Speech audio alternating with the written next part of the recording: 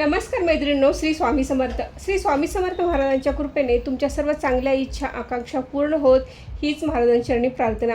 आपल्या हिंदू धर्मामध्ये वैशाख शुद्ध तृतीयेला अक्षय तृतीया हा सण साजरा केला जातो. हा एक सणच नाही तर हा एक 3.5 शुभ मुहूर्तापैकी एक शुभ मुहूर्त मानला जातो. त्यामुळे अक्षय तृतीयेला विशेष महत्त्व आहे. अक्षय तृतीयेला अकातीज किंवा अकिती असे देखील म्हटले जाते.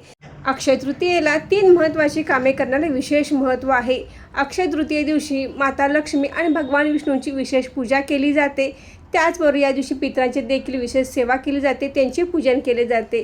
त्याचबरोबर अक्षय तृतीयेला दान धर्म करण्याला देखील विशेष महत्त्व आहे. अक्षय तृतीये दिवशी भगवान विष्णूंचे 6वे अवतार समजले जाणारे परशुराम यांची जयंती देखील याच दिवशी असते.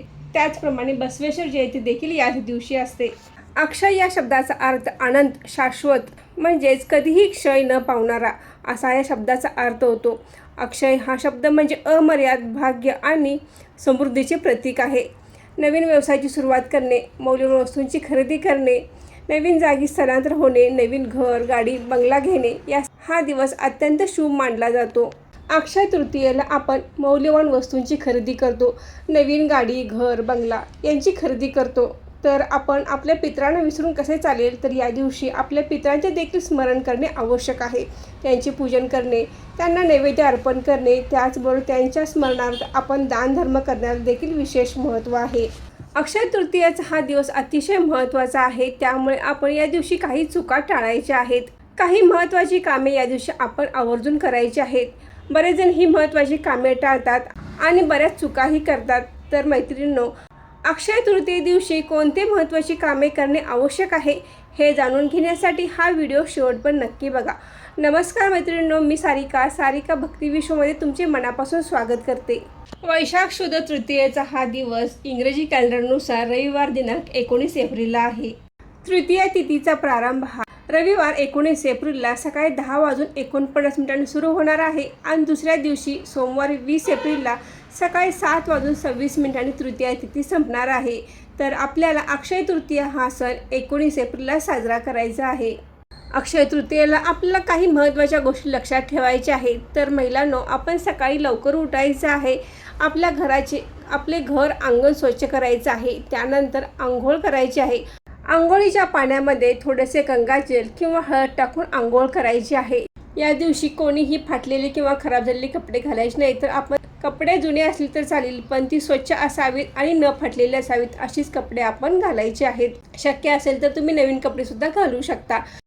अक्षय तृतीये दिवशी रविवार आहे. तर मैत्रिणींनो, आपण सूर्याला अर्घ्य द्यायचं आहे. एका तांब्यामध्ये पाणी घ्यायचं आहे. त्यामध्ये थोडेसे हळद कुंकू आणि एखादे फूल घालून आपण सूर्याला आवर्जून अर्घ्य द्यायचं आहे. तुम्ही रोज देत असाल तर खूपच छान, पण अक्षय तृतीये दिवशी रविवार आहे तर आवर्जून आपण सूर्याला अर्घ्य द्यायचं आहे. त्यानंतर आपल्या अंगणामध्ये सुंदर अशी रांगोळी काढायची आहे. उंबरठ्याचे पूजन करायचं आहे.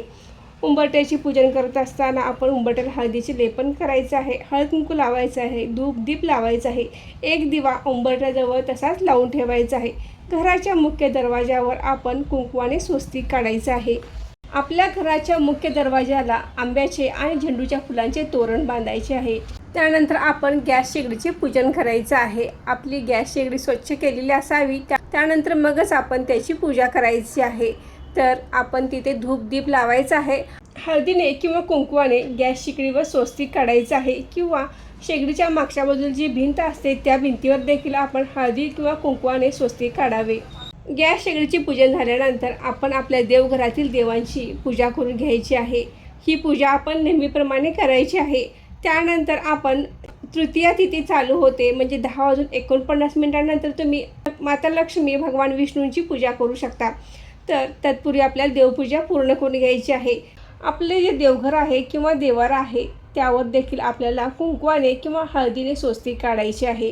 त्यानंतर आपण आपल्या तिजोरीवर देखील स्वस्तिक काढायचे आहे. आपल्या घरामध्ये ज्या ठिकाणी लक्ष्मीवर्धक वस्तू असतात त्या ठिकाणी आपण कुंकवाने किंवा हळदीने स्वस्तिक काढायचे आहे.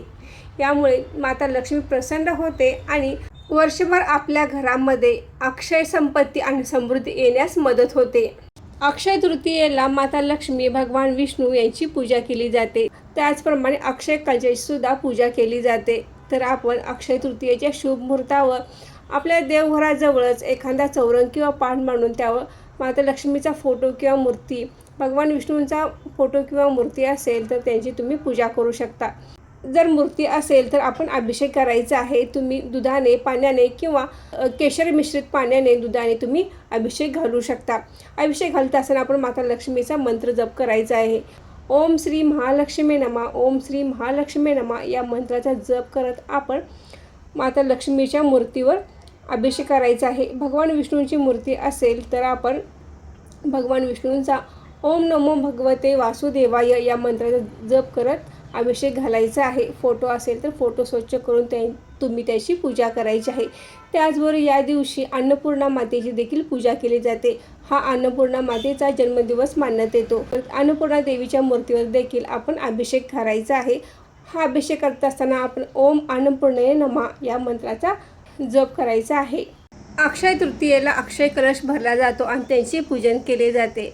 तर हा अक्षय कलश भरण्यासाठी आपल्याला एखादा तांब्याचा कलश नसेल तर तुम्ही मातीचे मडकेसुद्धा घेऊन त्यामध्ये तुम्ही अक्षय कलश भरू शकता. तर आपल्याला यामध्ये तांदूळ भरून घ्यायचं आहे. हे अख्खे तांदूळ असावेत. तर या कलशामध्ये आपल्याला तांदळासोबत हळद, कुंकू, गोमती चक्र, पिवळ्या कवड्या किंवा पांढऱ्या कवड्या वापरल्या तरी देखील चालेल. एक हळकुंड, धने, लवंग, एखादे चांदीचे नाणे किंवा आपल्याकडे जे दागिने, सोन्याचे दागिने असतील तर त्या कलशामध्ये ठेवायचे आहे आणि या अक्षय कलशाची आपण पूजा करायची आहे.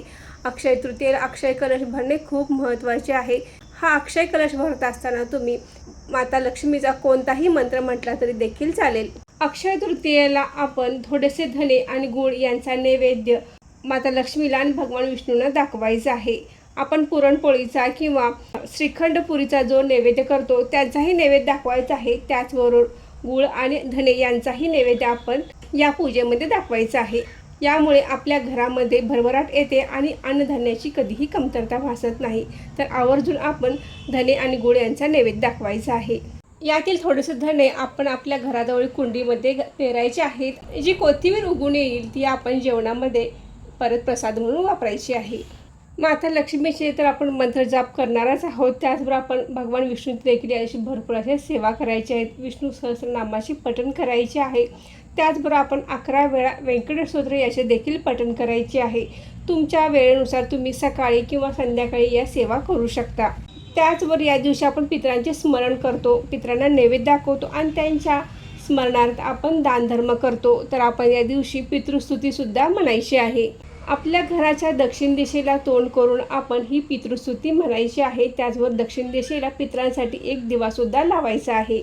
अक्षय तृतीयेला माता लक्ष्मी, भगवान विष्णूंची पूजा आणि पितरांचे स्मरण यासोबतच दानधर्माला देखील विशेष महत्त्व आहे. तर आवर्जून आपण याशी दानधर्म करायचा आहे. पाण्याने भरलेले मातीचे मडके दान करू शकता.